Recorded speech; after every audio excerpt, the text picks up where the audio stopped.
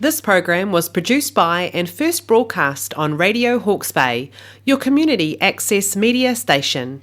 Thanks to New Zealand On Air for making this type of programming possible. I'm a dreamer of 3D pictures. I'm a traveller.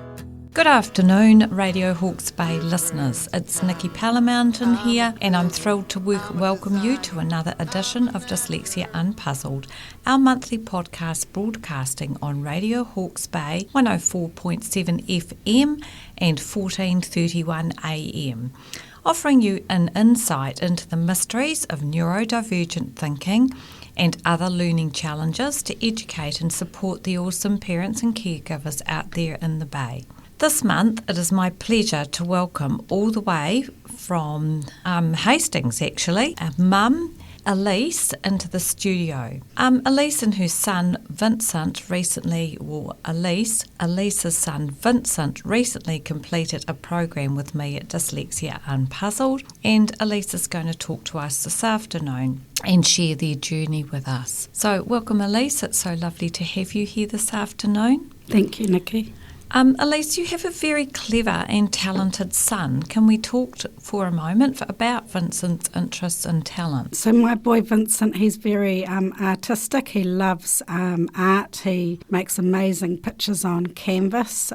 He's got a lot of interests. When he was little, he loved digging in the sandpit, just spent hours in the sandpit being creative. And he, at the moment, has main thing that he's interested in is the Titanic ship, and he makes amazing replicas and structures just straight out of his brain, and makes amazing boats. Some of them float, and they just perfectly designed replicas, and he can make little walkways up to them, and they finish at exactly the right spot. It blows me away actually how he's able to pull something out of his mind and create something just out of a cardboard box. Yeah, so I've seen these wonderful cardboard creations, all beautiful 3D structures hanging from the ceiling, so they're pretty amazing to look at. And I've also seen him doing it. Well, he's done that amazing one out of Lego as well, too, hasn't he? He did. It's the largest Lego kit that you can buy, and it's a Lego Titanic. It's about 1.5 meters long, and he made that by himself, following the instructions, and was able to make it pretty much by himself with a little bit of help from his 17-year-old brother. I tell you what, that's really amazing too when you see all the sort of separate floors that he's done, and yeah, it's just an incredible thing to see. So very privileged to be able to have viewed some of his creativity there. So, Alyce, Vincent has some learning challenges. So what are some of the first signs that made you realise that he was facing learning challenges? The first sign that we noticed was his speech wasn't coming in at the same time as the other children. He wasn't connecting his words together with his speech.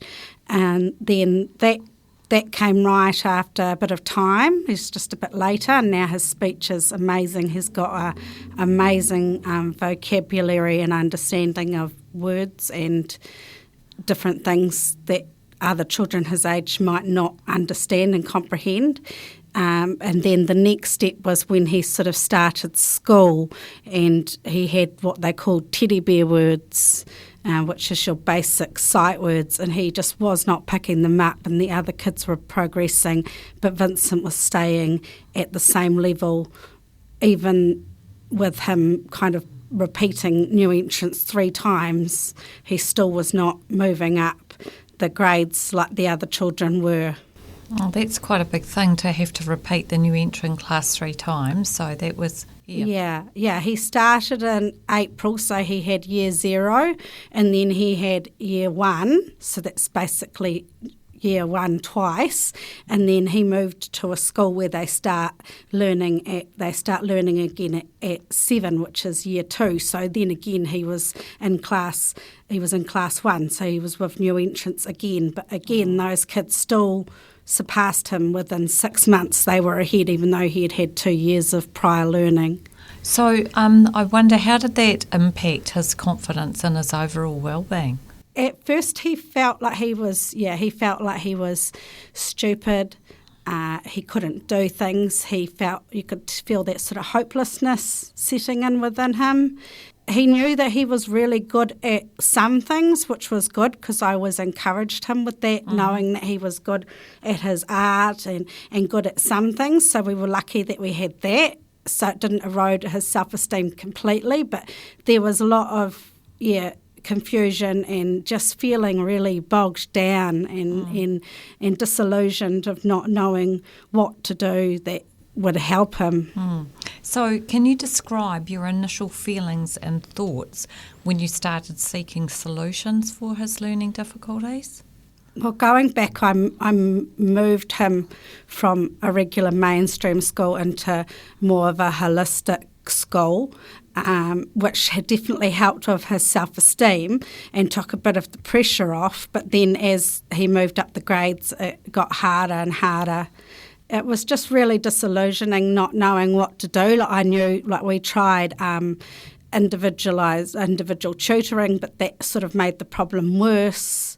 I tried to do reading at home, but I felt like that made the problem worse. So I kind of got to the point where it was like I didn't want to try anything because I was worried that it was going to make him feel worse and put more pressure on him, and I didn't know how to get past that.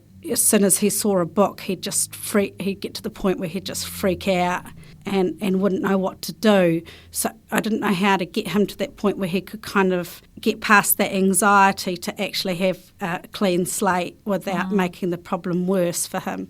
Oh, that must have been quite a struggle. So did those struggles affect your family dynamics at all in your daily routine? Yeah, they did. We tried to get Oars funding for him, but they said that he wasn't low enough for that. We did get in-class support, but it really affected my mental health. I'd get into these spins where I'd be up all night just worrying about him, what we're going to do if he's illiterate in the future, because I was getting to the point where I didn't think he'd ever be able to read and write, and then thinking how that would be for him in the world.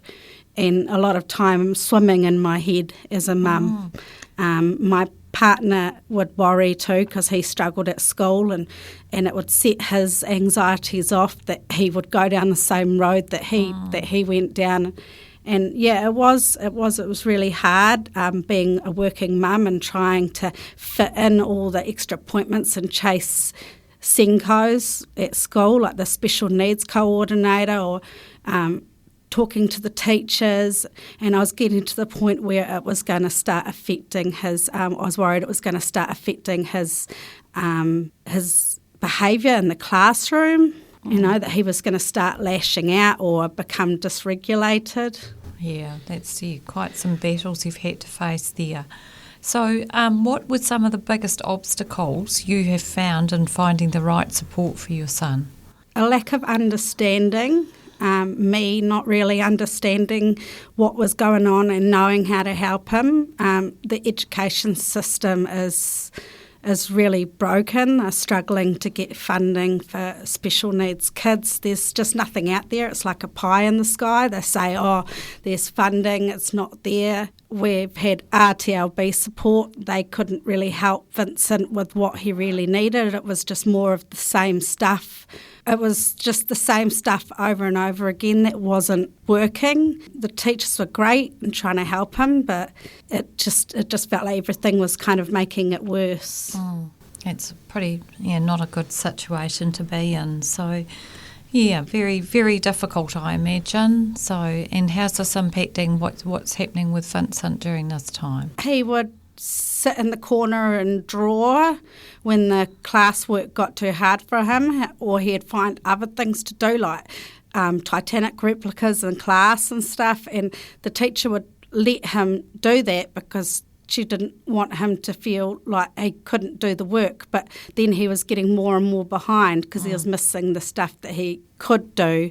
There was a lot that he did do, and that was really good for him, but I just felt like he was getting further and further behind, and the gaping hole between him and his peers was getting bigger and bigger, and the children were starting to notice it more as time was going on. So he was and he was becoming more aware of his differences. Yeah, because he's not an unintelligent person. He's very smart, so very smart and very he's clever. Very smart and he's very smart and wants to be liked. Yeah, well, you can understand that. So how did you hear about my program, and what made you decide to give it a try?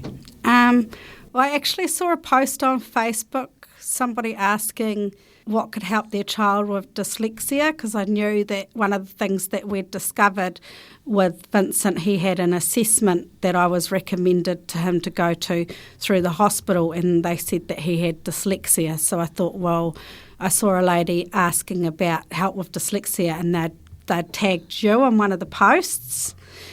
So I sort of looked into it from there. Oh, well, that was a stroke of luck, wasn't it? So, yeah. Well, that's good to know that social media does work out there. So yeah, good to get that feedback too. So we did lots of work with Vincent. So he worked with me for 3 days one week and 3 days in the next week, which was really cool, just being able to do that intensive work with him. And so have you noticed any changes since he started working with me? He seems more focused. When he wants to be focused, he can be focused, even at home when he's doing his usual thing with his Titanic replicas. He comes to me now with little orders of what he wants. So he seems to be knowing, a little bit more, being able to kind of manage himself.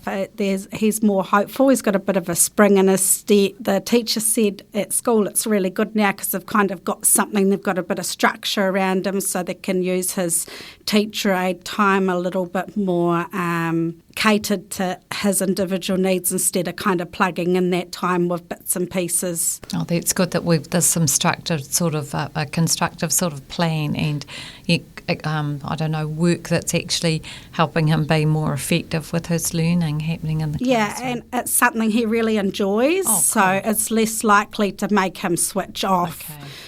Because he loves the clay work. Yes. Oh, that's cool. So clay's a wonderful medium to be able, for him to use, especially because he's so creative with his thinking. Yeah, he's got it sitting at his desk. Oh, magnificent. Yeah. Oh, that's very cool, isn't it? And, it's one thing sort of being told that you need to focus and, we've all heard it as kids ourselves and even as adults, to focus.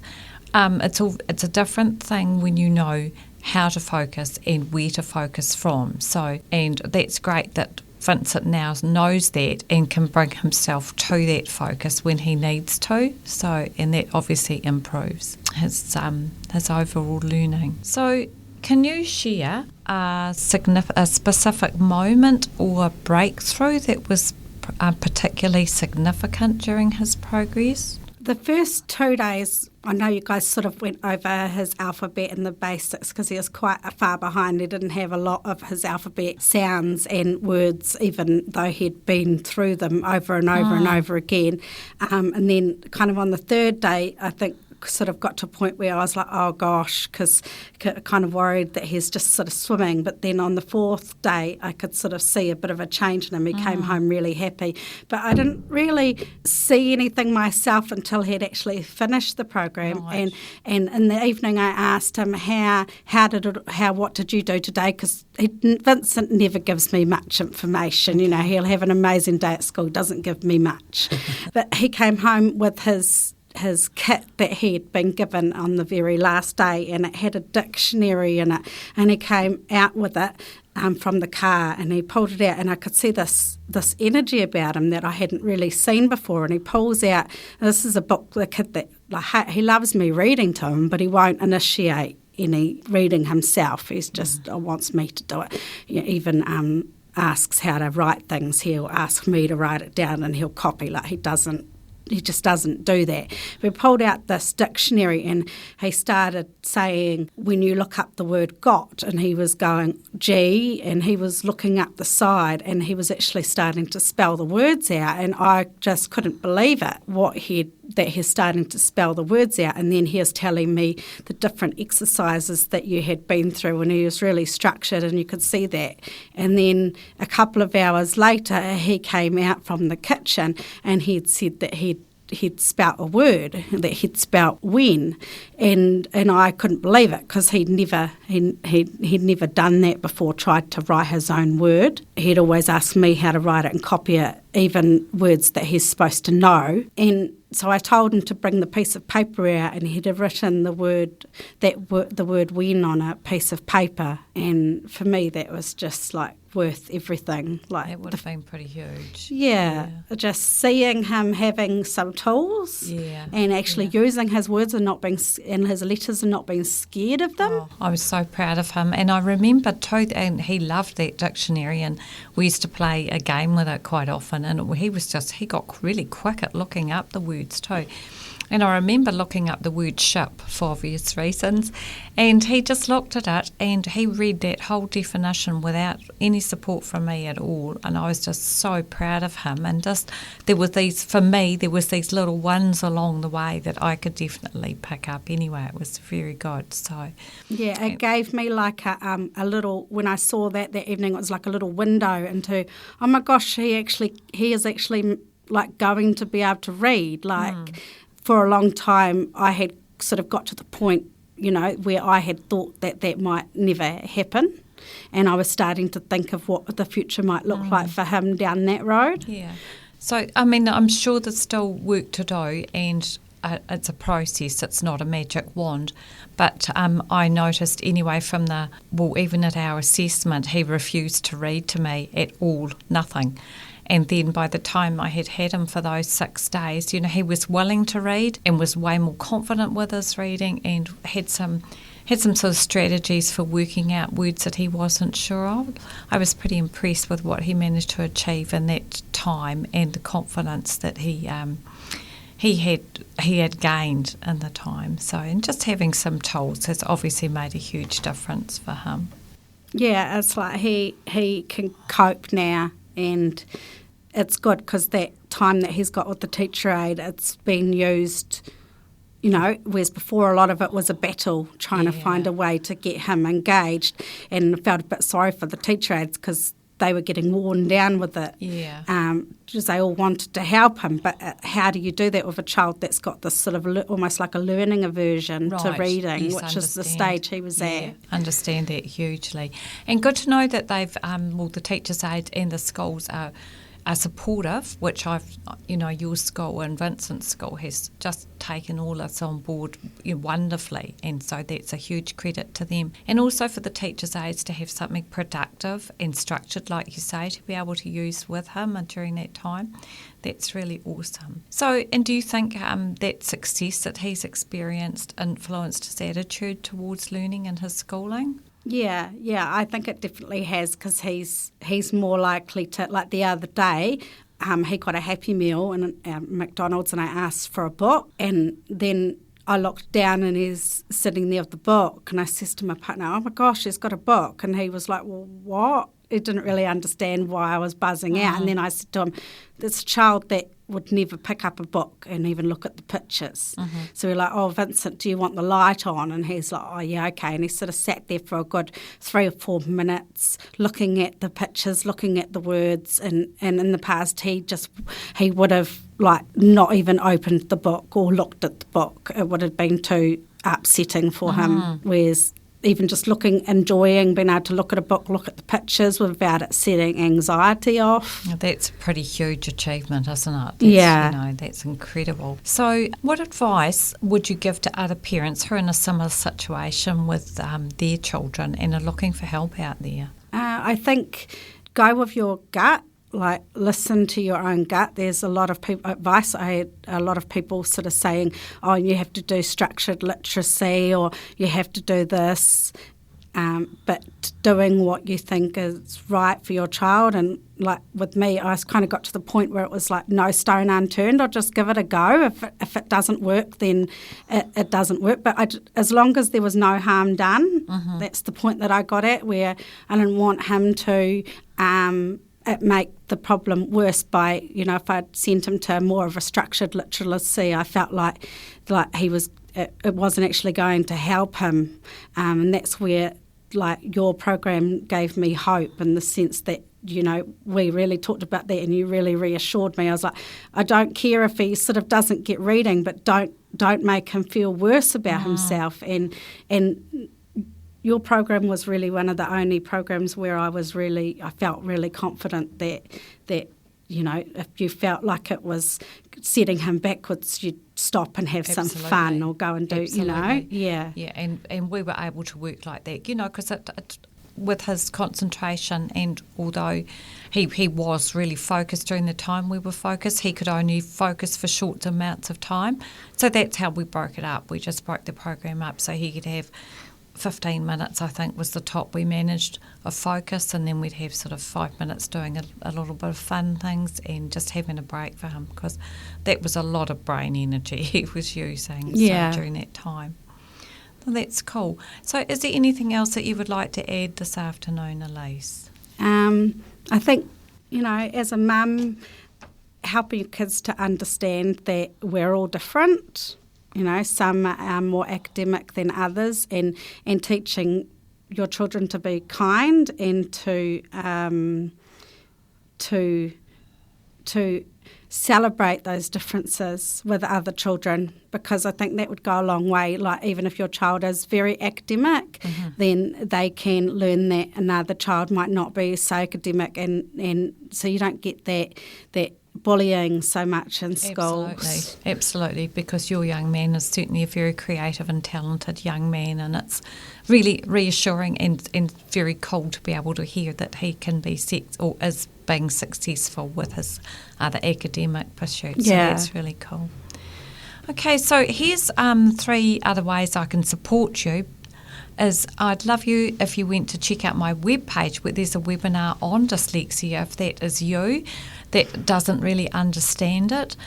There is a little video there that explains it, all my webinar that's there, so please head along there and have a look. Also on the webpage you'll find the corrective programs that I offer, and I do invite you please to call me anytime so we can chat about what's involved and how these simple and effective strategies get similar results to Vincent's experience. So reach out to me, that's Nikki Palamountain, Nikki, 027 249 5074. Anytime contact me for a deep dive express. So in 30 minutes we'll do this on a Zoom call, and we can break down your biggest challenges, map out your next steps forward, and go from there. So there's no obligation with that call, so we both get an understanding of where your challenges are and what we could do for help. Please also, as Alyce has said, check out my social pages where I share practical suggestions, information, inspiration and tips to help you. I'm on Facebook, Dyslexia Unpuzzled. Instagram and LinkedIn are all under Nikki Palamountain. That is Nikki Pala Mountain. So I wish you all the very best for the upcoming Matariki weekend and the last couple of weeks of term that we're heading into at the moment. Please don't forget that I'm always here for support or advice, so you can get answers to any questions you may have. You're welcome to email me at dyslexiaunpuzzled, all one word lowercase, @gmail.com.